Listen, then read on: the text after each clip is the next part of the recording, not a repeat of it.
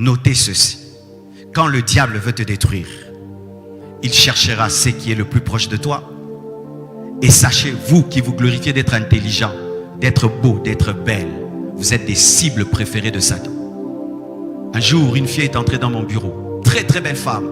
Je lui ai dit, ma soeur, toi si tu ne pries pas, le diable va t'utiliser.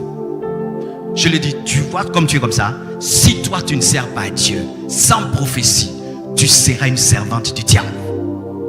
Ne vous glorifiez pas. Oh, je suis très beau.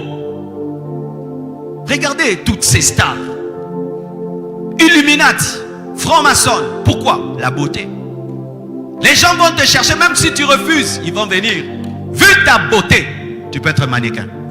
Tu gagnes combien? 100 $? Avec nous, tu as 1 million.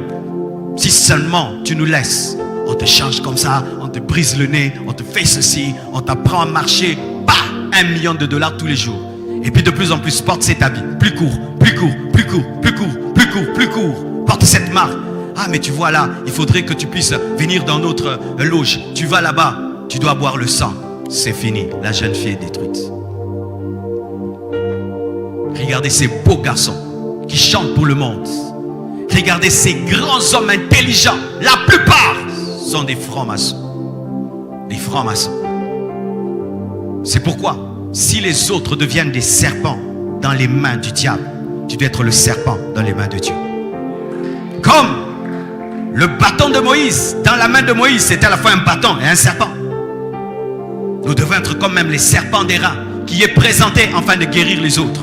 C'est-à-dire des hommes intelligents mais qui sont morts à eux-mêmes, un serpent d'airain. Car il est écrit de la même manière que Moïse éleva le serpent d'airain dans le désert, le Fils de l'homme sera élevé. Nous devons être des hommes intelligents, mais tu es consacré, serpent d'airain. Tu es beau, consacré, serpent d'airain. Tu es intelligent, tu es beau, tu as le leadership, tu as l'influence, mais tu es dans les mains de Dieu. Pendant qu'eux sont des serpents dans les mains des magiciens, nous sommes dans les mains de Dieu. Et c'est nous qui allons les avaler. C'est nous qui allons les avaler. Mais vous devez connaître que ce plan existe.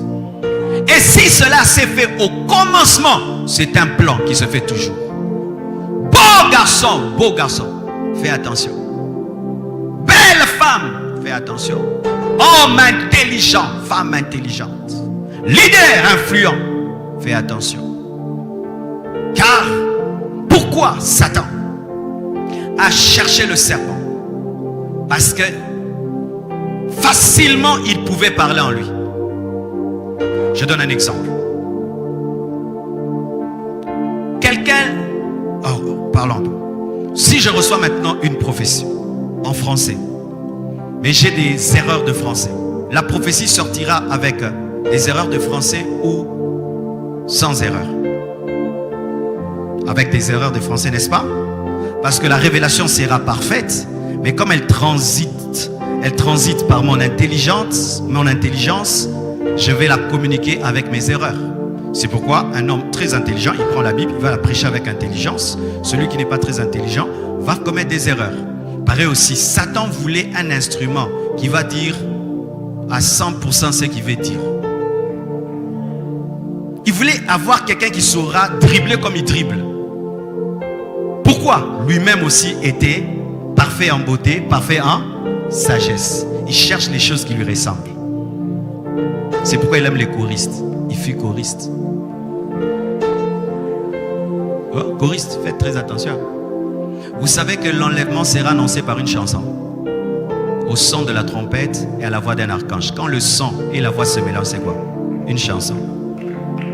C'est pourquoi la musique est attaquée à la fin des temps. Parce que c'est au son de la musique que nous serons enlevés. Voix d'archange, son de la trompette. Trompette et voix. C'est quoi? Musique. Le serpent, c'est la personne par laquelle le diable passe pour te tenter. Le serpent, c'est la faiblesse par laquelle le diable passe pour te faire chuter. Le serpent, c'est l'instrument du diable dans ta vie pour te faire pécher. Qui est le serpent de ta vie? Qui est le serpent de ta vie? Quelle est cette chose qui est proche de toi que l'ennemi utilise pour te faire tomber?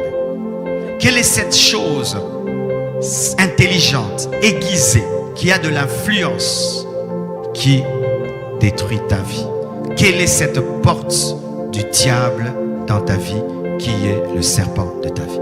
Tu ne peux vaincre le péché sans connaître le serpent de ta vie.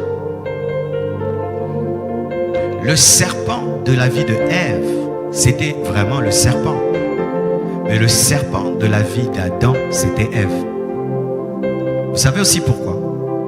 Adam a reçu la loi directement. Ève l'a reçue indirectement. Car lorsque Dieu a dit, vous ne mangerez pas, il avait dit à Adam et Ève lorsque Ève était dans Adam.